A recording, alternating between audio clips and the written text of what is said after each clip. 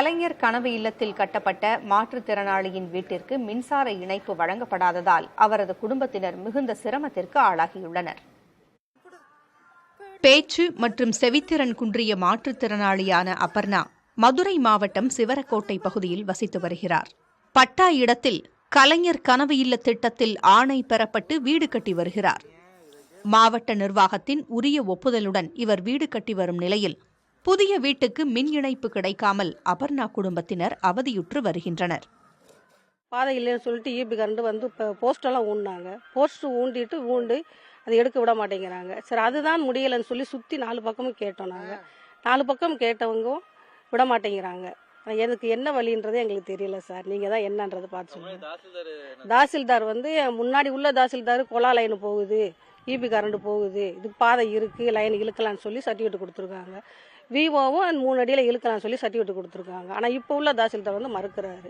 என்ன காரணன்றதே எனக்கு தெரியல சார். இவர் குடியிருந்து வரும் அதே பகுதியில் உள்ள அக்கம்பக்கத்தினர் மாடி வீடு கட்ட திட்டமிட்டிருப்பதாகவும், அவ்வாறு மாடி வீடு கட்டும்போது மின்வயர் செல்லும் போது அவர்களுக்கு பிரச்சனை ஏற்படக்கூடும் என்பதால் யாரும் அனுமதி கொடுக்க மாட்டார்கள் என வருவாய்த்துறை கூறுவதாக அபர்ணா குடும்பத்தினர் தெரிவித்தனர்.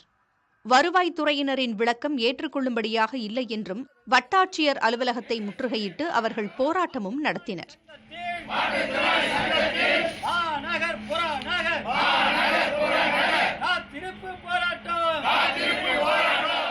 அரசு அறிவித்துள்ள கலைஞர் கனவு இல்ல திட்டத்திற்கு இப்படி மின்சாரம் கிடைப்பது மிகவும் வேதனையாகவும் வருத்தமாகவும் உள்ளது. அந்த இடம் வந்து விவசாய நிலமோ வேறு எந்த நிலமும் உள்ள குடியிருப்பு பகுதிகள். ஒரு சில நபர்கள் வீடு கட்டுவதற்காக இடையூறு செய்கிறார்கள். அவருக்கு இந்த வட்டாட்சியர் துணை போகிறார். இதுகுறித்து கள்ளக்குடி தாசில்தார் சிவகுமாரிடம் கேட்டபோது, அபர்ணா வீட்டிற்கு மின்சாரம் வழங்க பாதை வழங்கும்படி அக்கம்பக்கத்தினரிடம் வருவாய்த்துறையினர் பலமுறை கேட்டுவிட்டதாக அவர் தெரிவித்தார்.